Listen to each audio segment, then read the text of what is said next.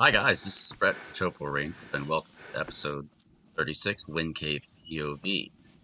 In this episode, we are going to explore two parts of the cave that we haven't been to yet, two parts of the cave that we did not explore in the first Wind Cave TopoRanger episode I posted probably about 10 months ago.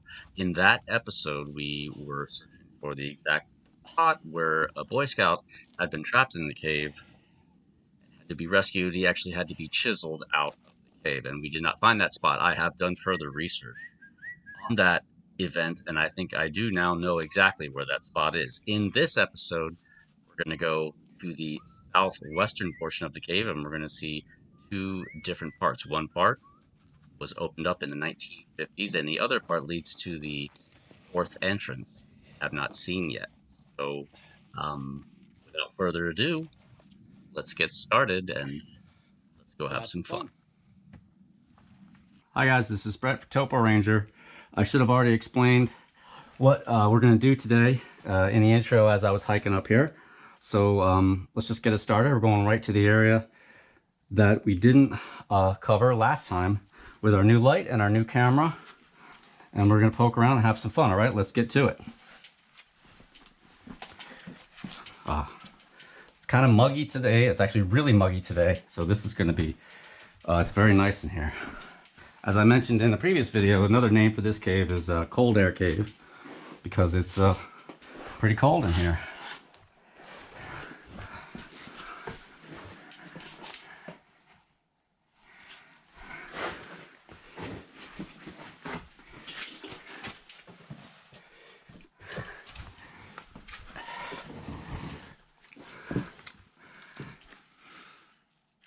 And on a day like today, it's really nice. It's also kind of going to be drizzly today, as it was last time I was here,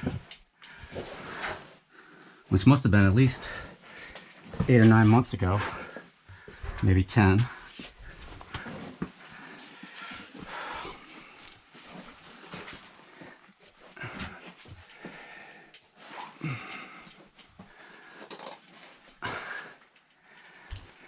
There's the skylight entrance right there. Massive fill. There's the main entrance right there. And we're going down here.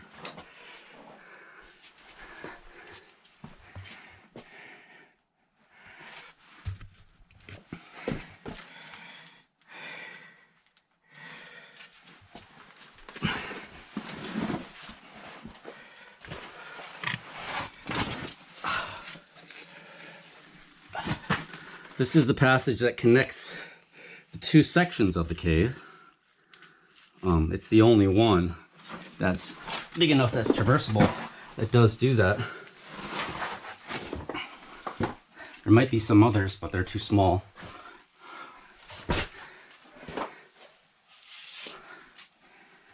More moisture in here than there was last time. Last time I was here, it was bone dry, which is nice sometimes. Soil infiltrating from the surface there.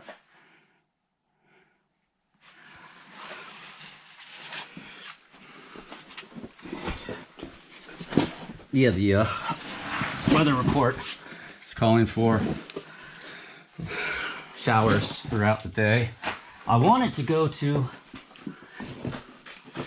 the gorge today. I wanted to do some creek crawling down in the gorge, Muddy Creek Gorge, but I just don't think it was warm enough. I really want to have some sunlight for that. All right, here's the T-junction. This goes down to the Devil's Anus Room, which I think is a great name. I love funny names. Here's the junction, here's the moss. I think that goes up to the surface. That might be a fifth entrance if you can get through it. And then we're going to go off to the right, which is towards the hillside here. Let's try 1200, see what happens there.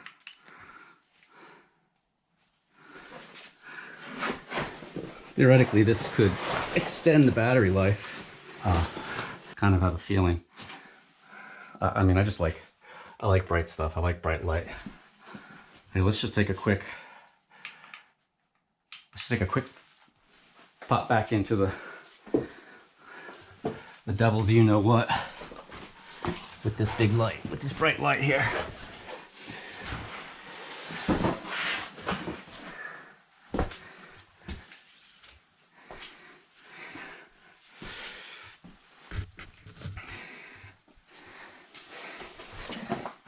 And here we are. What a lovely room. Now, first time I came back in here, back in the, oh God, it must have been the late 80s, man. It was a long time ago. I was with my friends from high school. And I don't remember it being this defaced in terms of graffiti. But I do know that it was a lot more trash back in those days. And I think the York Grotto, which is the local caving club here, the York Grotto. And you can check out, if you want to check that group out, go to yorkgrotto.org, I think it is. They did a cleanup here a while back. And I'm thinking about coming here and just doing a cleanup trip myself. They cleaned a lot of the graffiti and they took out a lot of the trash. Okay, the rope's still here. Okay, that goes down. All right, let's go. Let's get to where we're going now. The area we're going to today is off in this direction. However, I don't know if this connects through. Probably down there. But let's head back to the junction. Yeah, I mean, this is just, for filming, this light is just a game changer, as is the new camera.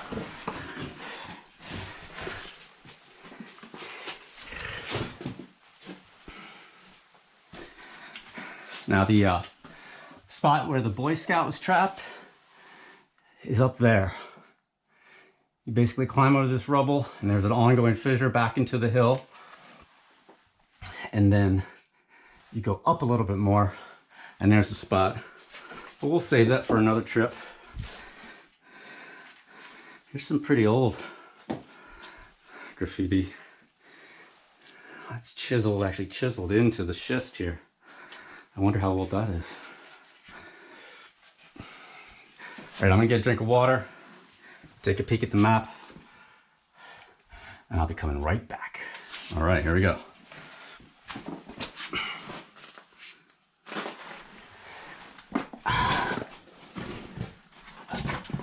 Okay, so we just came down right there, essentially.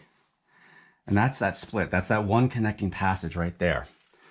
And as you can see, here's another split right here. I imagine this probably connects up to that spot closer to the entrance, but I don't know if it's big enough to get through. That was that other connecting passage I was talking about. All right, so in the Widow and Wind Cave episode, we went up there. That's where we saw the brown widow or the black widow. That's where one of the other entrances is, one of the smaller entrances is. It's right up there. Check that episode out if you haven't already. It's a pretty good episode. Okay, we did go down here in that episode, but obviously we got a better light this time.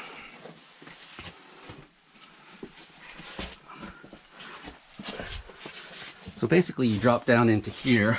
Now this passage here connects back to the devil's anus room via a crawl.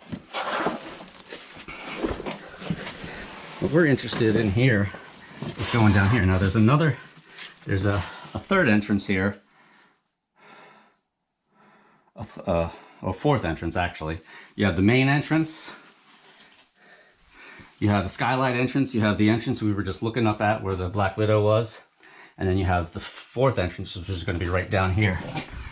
Now I think in the last...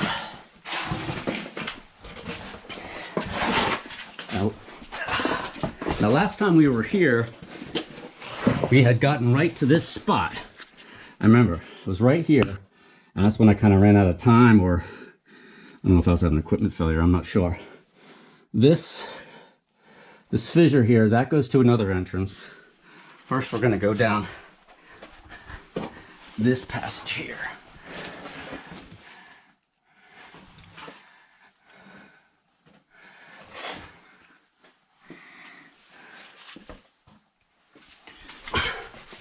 Now, there's a little historical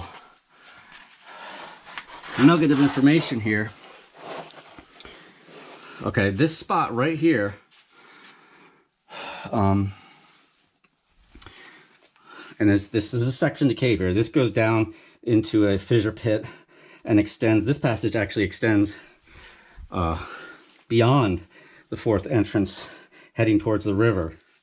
This spot right here was actually blocked off initially, and in 1954, I think it was, I want to say Barry Hivner. I'm not sure about the name, but it was a member of the York Grotto put a charge here, blew this out, and subsequently they got access to all the passage that's down here, and they went in here and surveyed it. So that's where we're gonna go now.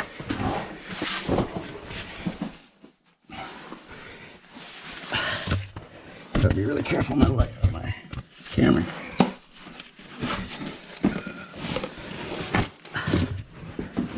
So this section was originally not accessible. All right, so we just came through here. It's really not much of a squeeze, but I think it was right here. I mean, I guess it could have been this whole area, but right here is where they blasted out. Then they got into here. And obviously they could probably see through, see past this constriction. And, you know, obviously you get down into this fissure passage here. You know, they could see it was here. That's why they decided to do the blasting in the first place. And as you can see, it is a fissure passage. That drops down probably, I don't know, maybe 10, 15 feet. And it's basically just at an angle like this. This would have been the side that stayed stable, and this would have been the side. So this would have been right up against here. And when the event happened that formed this cave, it would have went like this. And it would have slid. So as this section of the side of the ridge slumped down, this was the initial face, and it created this space. This fissure is probably 3 feet wide, 3.5 feet wide. But I never read anything that explained exactly why a huge portion of the ridge shifted. But I have a theory, and I think it's a pretty good theory, and I'm going to go into it later. I might go into it here underground, or I might wait till I get back to the surface and go into it, or I could do another complete section of the video at home or whatever, and share with you my theory as to not necessarily when, but why this cave was formed. Okay, let's check this out.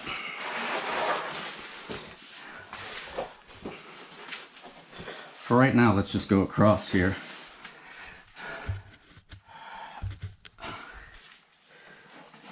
And there are some nice footholds here.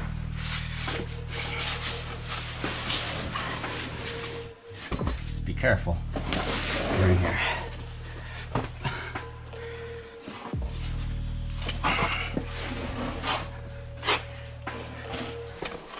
The chimney goes up there.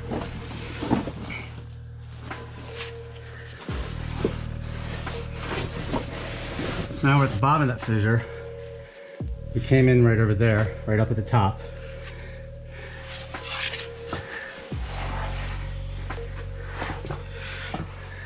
I don't know if that goes there.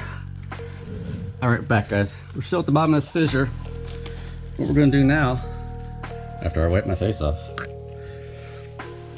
is we're gonna climb back up this fissure from the bottom.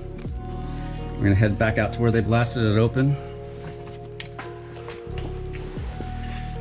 And then we're going to go back to where we turned around in the previous episode, go down into that fissure, because there used to be, I guess back in the day, there used to be somebody installed a wooden bridge in that fissure at the bottom of it, and I'm just curious to see if there are any remnants of that bridge still there, just from a I think that would be kind of neat from a historical perspective. So this is the bottom of the fissure right here.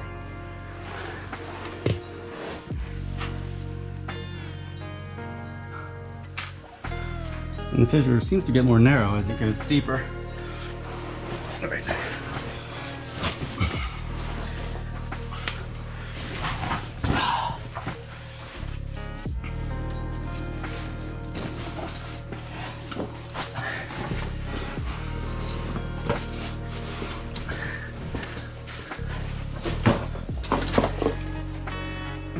All right, we made it back to the top. That's where we were.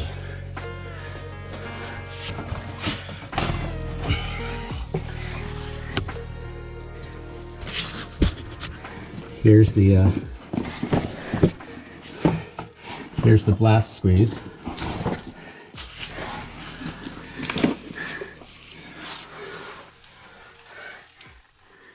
And you can go through here too. You can go through the bottom of it as well. But I'm gonna go through this section right here.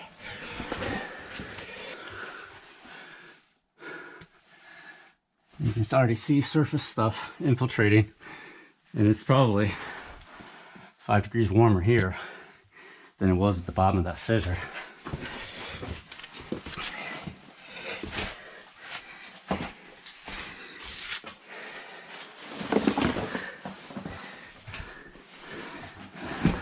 That's where you go back up to the T intersection, and here's where this is the, I guess I'll call this the wooden bridge passage. This leads to the second entrance to the wooden bridge. And if there are any remnants, they're going to be down there at the bottom of the hole. There's a little bit of a breeze blowing through here too. For those of you who've never been in a cave, if you get far enough back and there's no light from the entrance, you get 100% black, dark. I can't see my hand in front of my face. Now we are pretty close to an entrance, so I mean, to my eyes right now, I don't see anything. It's just dark. But if I was to sit here, for an hour in the dark, and the entrance that is off to our left here, if there was any kind of little cracks or little places where a beam of light can get through and kind of come down and reflect, probably after an hour my lights would start to pick up on it, and I might be able to see a little trace of light coming from my left. But right now I can't see anything. I mean, it's pitch black. Let's fire up the hyperlight. There we go. Not black anymore, huh? All right, let's go see if we can find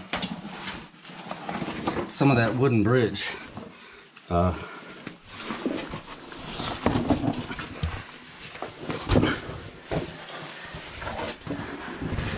The map everybody uses for this cave was done in, I think in 73 or 74 by York Grotto, primarily a guy named Jay Reich, who did a lot of surveying and a lot of cave research in this part of Pennsylvania back in the 70s and 80s.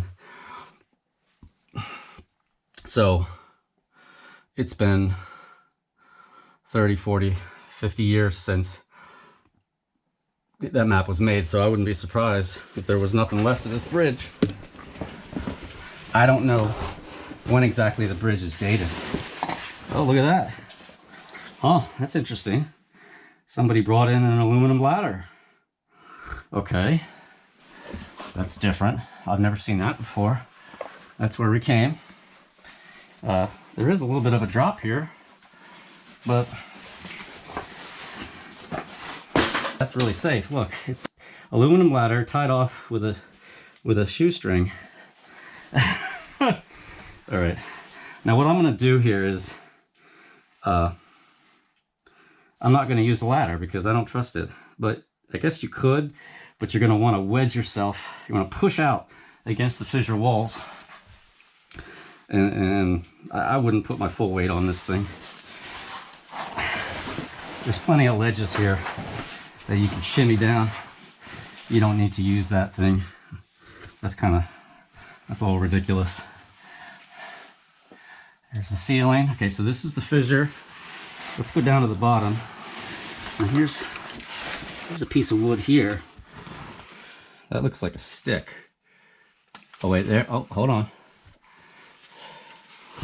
Hold on. Stop the presses.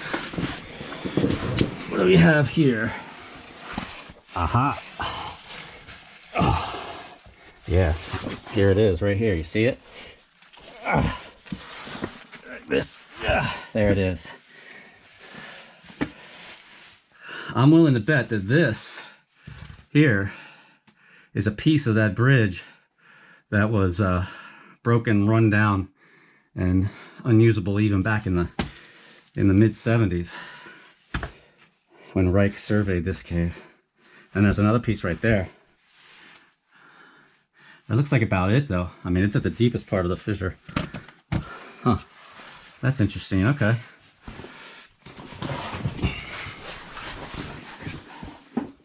I guess the bridge probably ran across here, maybe. At this level, I mean, this looks like a good place to kind of lay some planks along here and then have a supporting structure underneath to get you, probably people didn't want to make this whole climb. And since you're close to an entrance, it probably wasn't that much work to get the wood in here.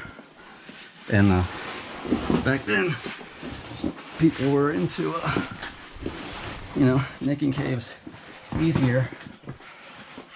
Yeah, you see this here? This ledge runs from there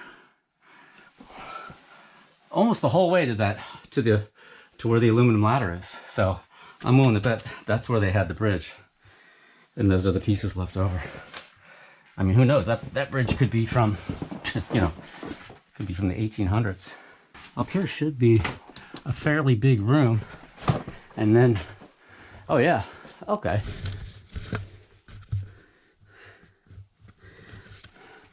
So far, this helmet rig is working out pretty well. This is the helmet I also use underwater.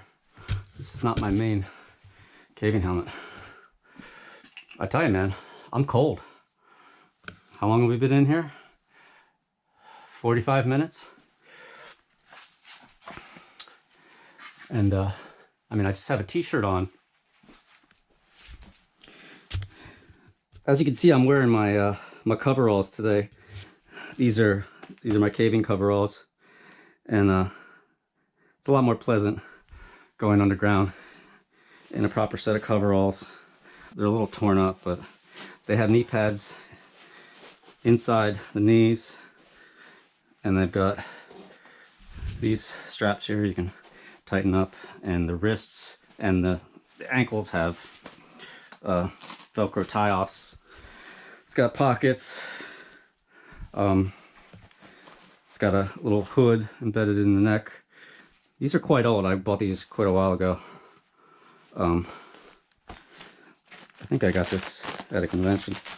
And you can see here, I don't know if it's going to show up. See? It's got a nice heavy duty zipper. And it has a Velcro. Anyway, if you're going to do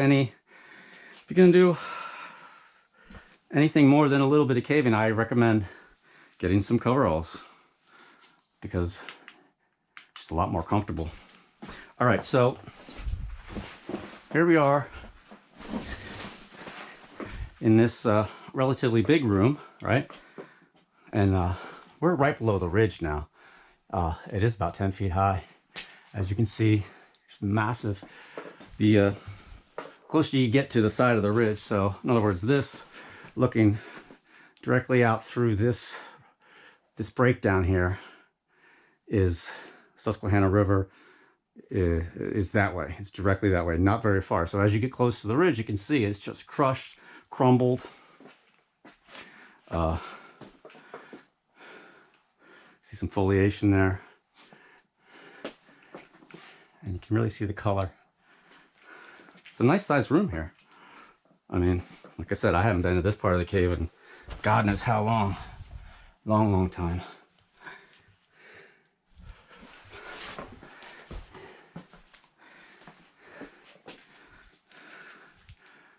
All right, so we came through there, and the entrance is up there where those arrows are pointing. Let's see where this goes, though. Oh, oh, never mind. Oh, I'm sorry. No. We came from there. Let's see what's up here. You see that? How I got twisted around like that?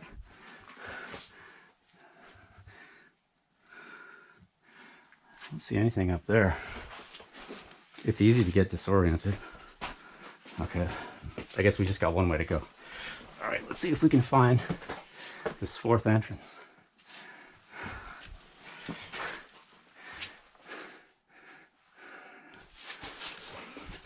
Now this fissure goes back.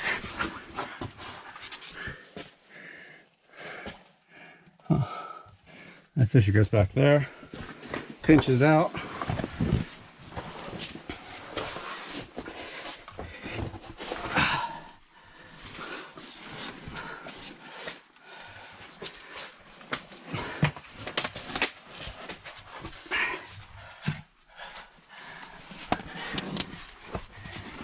Oh, there it is. I see the light. All right, I'm gonna take, all right, to get out here, I gotta take my pack off. Here, let's put this light like that. There we go.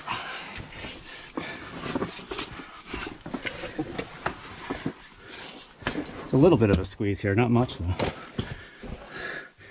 I'm trying to pay attention to what I do with my head so I don't damage my camera. It's hard though, because, you know, you're flopping around in here. It's easy to bang your head around. There we go.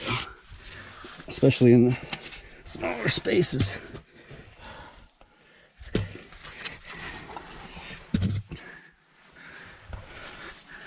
All right, here we go.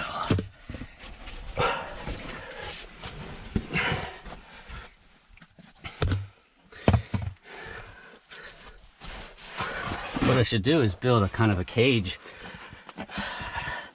that I can mount around the camera to keep from knocking it against the walls. Because really, all that it would take would be one heavy blow, and you'd shatter the lens. All right, so that's the fourth entrance. Immediately, basically you come in, you drop down immediately into this little slide right here where that green spray paint is. That's how you get to the cave. That's how you get to the rest of the cave. Okay. There's like a little den cave back there. It's got to be tons of these little den caves hidden underneath this ridge that nobody's ever been in. So if you're wondering about the airflow, this little spider web or whatever this is here, that'll give you a good idea.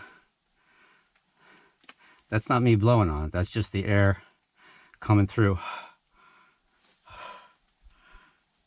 And the air, I think the air's going out here, but it's pretty windy where it gets constricted.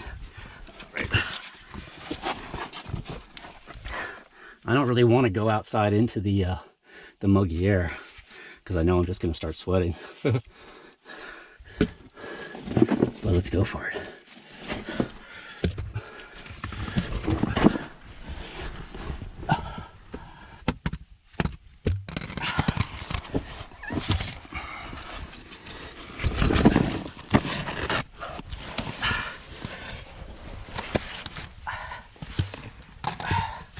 Sounds like it's raining. That's too bad. I wanted to go check out. Oh yeah, it's raining. I wanted to go check out Susie's hole after this, but we'll see.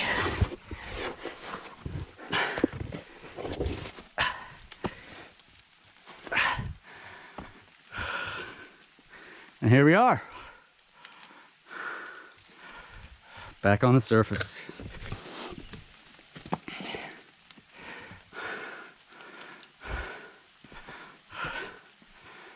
It's definitely raining.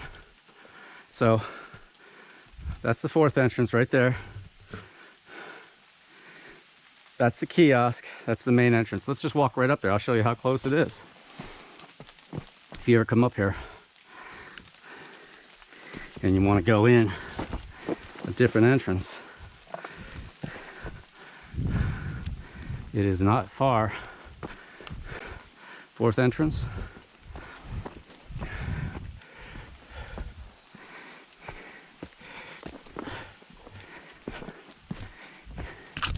I don't know if the lens of the camera's fogged.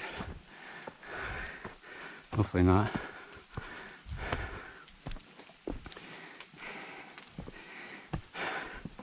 Main entrance right here. Let's see if this sucker's fogged up.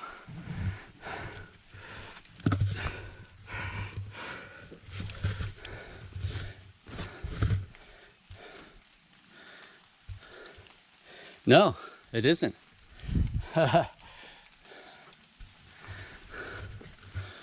right, well, that's our second trip to Wind Cave in Lancaster County, Pennsylvania. It's pretty fun. We got to see a section of the cave we really didn't get to see last time. And we also came out the fourth entrance. Been a long time since I've been in that section of the cave, and it's pretty cool. It's a pretty cool spot. So that's going to wrap it up. I think we still got at least one more trip to come here. Maybe we'll rappel down into the skylight entrance, bring a trash bag, and clean out some of the cans and bottles and plastic. It's a lot not a lot, but there's enough in there that you could go in there, come out with a trash bag full. So maybe that'll be our next trip. It'll be a cleanup trip with a little more exploration. Anyway, that's it. I had a great time. I hope you guys did too. This is Brett for TopoRanger, signing out.